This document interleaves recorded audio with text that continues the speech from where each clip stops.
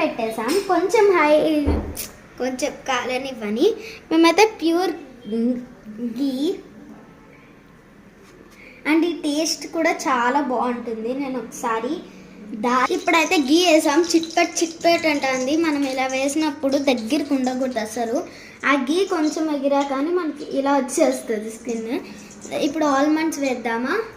ఎగరవు కదా 5 కేడలో. ఆల్మండ్స్ అయితే వేసేసాం మనము.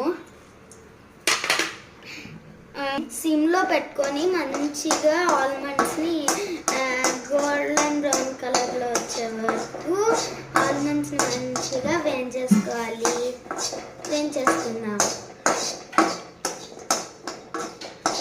మనకి ఇది గోల్డెన్ బ్రౌన్ కలర్లోకి వస్తేనే టేస్ట్ బాగుంటుంది అండ్ క్రంచీగా ఉంటుంది.